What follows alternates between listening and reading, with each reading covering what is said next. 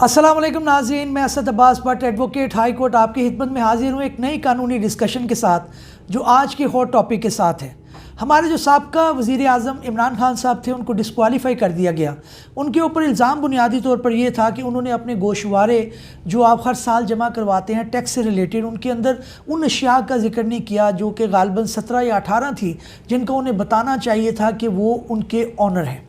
उनका मौक़िफ़ ये है इमरान खान साहब का कि जनाब मैंने ये जो चीज़ें थी इनको एक मुकर्ररा मुद्दत जो थी उससे पहले मैंने फ़रोख्त कर दिया और उसके बाद जो उसके ऊपर टैक्स लागू होते थे उनका मैंने तस्करा किया, अपनी स्टेटमेंट मैंने लगवाई। तो ज़रूरी नहीं था कि मैं उन अशिया का जिक्र अपने गोशवारों में करता, तो लिहाजा उससे आने वाली जो रकम थी उसका इजहार मैंने अपने गोशवारों में किया, तो लिहाजा ये कोई रेफरेंस बनता नहीं है। लेकिन ये रेफरेंस जो है वो एक रुकने कौमी असम्बली की तरफ से इलेक्शन कमीशन ऑफ पाकिस्तान को भिजवाया गया और उन्होंने अपनी कार्रवाई का आगाज़ किया। अब देखना यह है कि डिस्क्वालिफिकेशन जो है क्या उन्होंने 63(1)P के तहत की है, क्योंकि आम ये जो है वो ख़बरें आ रही हैं कि इमरान खान साहब को जो 63(1)P के तहत जो है डिस्क्वालीफाई किया गया है। अब 63P1 क्या है उसके ऊपर एक नज़र डालते हैं ताकि हम पढ़ सकें कि ये क्या इसकी जो लैंग्वेज है वो कहती क्या है। अगर आप 63V1 पर अगर आप नज़र दुराएंगे तो 63 कहता है आईने आर्टिकल जो है हमारा आईने पाकिस्तान का, वो ये कहता है disqualification for member of Majlis Shura, a person shall be disqualified from being elected और chosen as and from being a member of Majlis Shura if he एक ही वो बात करता है he is of sound unsound mind and has been so declared by the competent court. और इसके अलावा वो काफ़ी ज़्यादा चीज़ों की तरफ निशानदेही करते हुए वो फिर आ जाते हैं पी की तरफ। अब पी की लैंग्वेज जो है वो ये कहती है he is for the time being disqualified from being elected और chosen as a member of Majlis Shura parliament और of provincial assembly under any law for the time being in force. तो 63(1)P की जो लैंग्वेज है वो बसाते खुद किसी को डिस्क्वालीफाई नहीं कर रही, वो सिर्फ़ और सिर्फ ये बता रही है कि अगर कोई मेंबर पार्लियामेंट किसी दूसरे कानून के तहत जो है वो डिस्क्वालीफाई होगा तो उसको इस कानून के तहत यानी 63A(P) के तहत भी उसको डिस्क्वालीफाई ही समझा जाएगा। अब ज़रूरी हो गया कि इमरान खान साहब को डिस्क्वालीफाई करने के लिए 63(1)P काफ़ी नहीं है, इसके लिए ज़रूरी था कि किसी दूसरे कानून का सहारा लिया जाए और बताया जाए कि जनाब इस कानून के तहत जो है वो डिस्क्वालीफाई होते हैं। उस पर भी नज़र डालते हैं कि क्या उन्होंने किस कानून का सहारा लिया। अगर आप नज़र दुराएंगे कि हमारा एक एक्ट है 2017 का, इलेक्शन एक्ट 2017, उसका सेक्शन 137 जो है वो हमें पढ़ना पड़ेगा और उसकी लैंग्वेज की तरफ एक तरफ जाना पड़ेगा, क्योंकि इलेक्शन कमीशन ऑफ पाकिस्तान में जो खबरें आ रही हैं उसमें यही कहा जा रहा है कि 173 जो है उसके तहत डिस्क्वालीफाई किया गया है। अब इसका ये लंबा एक सेक्शन है, इसका मैं रेलिवेंट पोर्शन आपको सिर्फ पढ़े देता हूँ।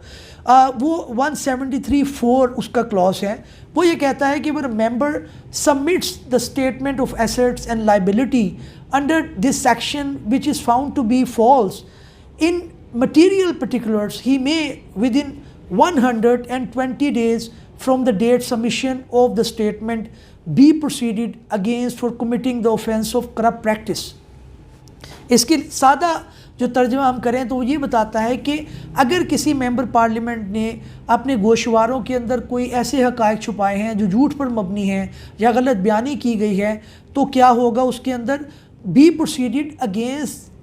For committing the offence of corrupt practice, कि उसके ऊपर जो है वो करप्ट प्रैक्टिस का केस बनाया जाएगा। यानी ये सेक्शन भी अगली तरफ चलाता है कि जनाब अगर किसी ने कोई गोशवारा गलत जमा करवा दिया है तो वो सरेदस्त डिस्क्वालीफाई नहीं होगा, उसके खिलाफ जो है वो प्रोसिक्यूट किया जाएगा। और एक उन्होंने कदम लगाई कि जनाब ये प्रोसिक्यूशन 120 दिन के अंदर शुरू होनी है। अब इलेक्शन कमीशन ऑफ पाकिस्तान ने इस बात की वजाहत अभी तक जो उन्होंने खबरें आ रही हैं उसके अंदर यही कहा गया कि जनाब 120 दिन से बाद में ये मामला शुरू हुआ। अब ये डिले क्यों आया, इसके ऊपर जो है उनकी क्या वजाहत है, इसके मुतल्लिक अभी कोई जो है वो शुनीद नहीं दे रही। तो अगर जो है इस सेक्शन के तहत देखा जाए 173 जो है इलेक्शन एक्ट 2017 का, इसको बुनियाद बनाकर अभी प्रोसिक्यूशन स्टार्ट होनी थी। उसके बाद अगर 2 साल तक उनको सज़ा होती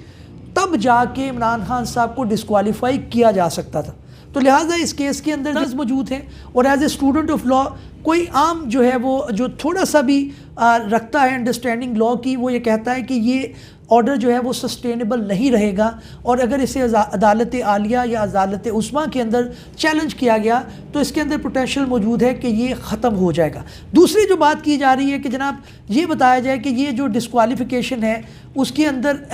63(1)(h की भी बात हो रही है। 63(1)(h जो है वो किसकी सिर्फ इशारा करता है कि उनको 5 साल के लिए डिस्क्वालीफाई कर दिया गया है। जैसे कि मैंने बताया कि 63 जो है उसके अंदर काफ़ी ज़्यादा डिस्क्वालिफिकेशन लिखी गई हैं और उसके अंदर ही एच ये बताता है कि अगर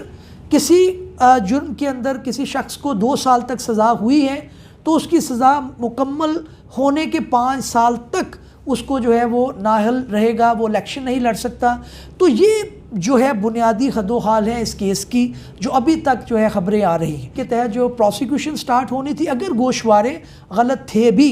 उनका ये कहना है कि उसके अंदर गलती नहीं है क्योंकि उन्होंने उसकी अमाउंट का तस्करा कर दिया था। आने वाले दिनों में ये ऊँट किस करवट बैठेगा, दोनों साइड से वकला अपने दलाइल देंगे और as a student of law हमारे लिए बहुत सारी चीज़ें सीखने की होंगी। तो ज़रूरत इस अमर की है कि इस तरह के डिसीजंस किए जाए, को अपने पाँव पर खड़ा किया जाए। एक पॉपुलर लीडर को आपने इस तरह से डिस्क्वालीफाई किया, उसके लिए इंटरनेशनल इदारे भी आपकी तरफ देखते हैं और ऑफ कोर्स हाई कोर्ट और सुप्रीम कोर्ट भी इस चीज़ का जब जायज़ा लेंगे तो इलेक्शन कमीशन को बहुत सारी चीज़ों की वजाहत करना पड़ेगी जिनकी बुनियाद मुज़ाहरन जो है वो नज़र नहीं आती। नाज़रीन, इस उम्मीद के साथ कि हमारा ये वीलॉग आपको पसंद आया होगा, किसी नए वीलॉग में किसी नई कानूनी या आइनी इन्फॉर्मेशन के साथ आपकी खिदमत में फिर पेश होंगे। तब तक के लिए इजाज़त दीजिए। अल्लाह हाफिज़।